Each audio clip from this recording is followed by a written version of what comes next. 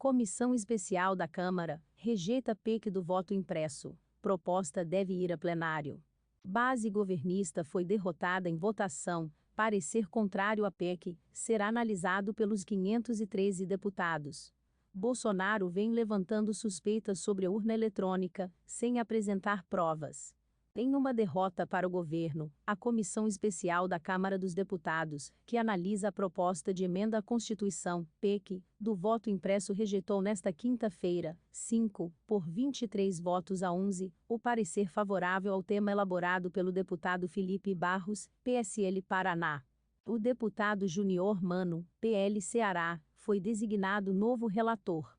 Como o parecer de Felipe Barros foi rejeitado, caberá a Junior Mano elaborar um relatório em sentido contrário, ou seja, pelo arquivamento da PEC.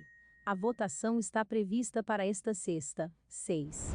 Apesar de o texto ter sido rejeitado na comissão especial, a proposta ainda continua sendo discutida na Câmara.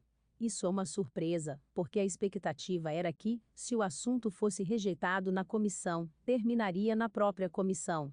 Mas o presidente da Câmara, Arthur Lira, PP Alagoas, disse que o assunto continuará sendo discutido no plenário.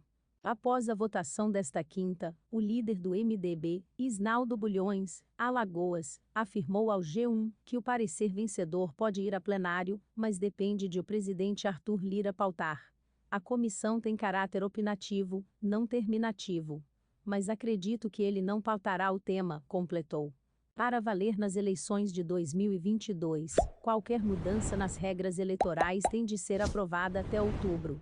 A proposta de emenda à Constituição, de autoria da deputada Bia Kicis, PSL Distrito Federal, prevê a impressão de votos nas eleições, referendos e plebiscitos. Em julho, antes do recesso parlamentar, os deputados governistas, favoráveis ao texto, manobraram para evitar a derrota na comissão. A impressão do voto é uma das bandeiras do presidente Jair Bolsonaro, que costuma lançar suspeitas de fraude em relação ao voto eletrônico, sem nunca ter apresentado provas de qualquer irregularidade. A disputa entre o tema opôs o presidente da República e o presidente do Tribunal Superior Eleitoral, TSE, Luiz Roberto Barroso, defensor das urnas eletrônicas.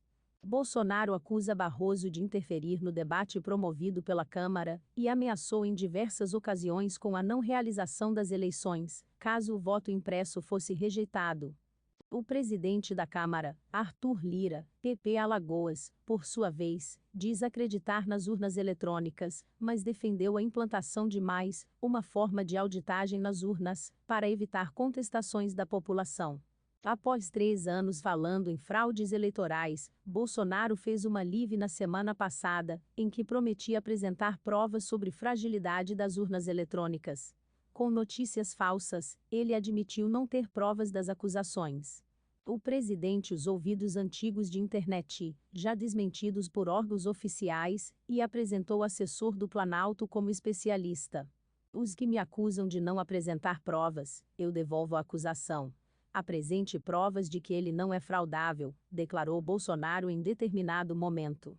Não tem como se comprovar que as eleições não foram ou foram fraudadas, disse, minutos depois.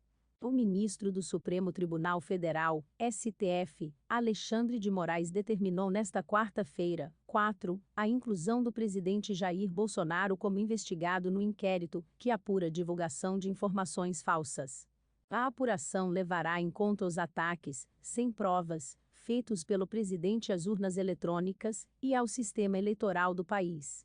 Em razão dos repetidos ataques ao sistema eleitoral e ao judiciário, o presidente do STF, Luiz Fux, anunciou nesta quinta o cancelamento da reunião dos chefes de poderes.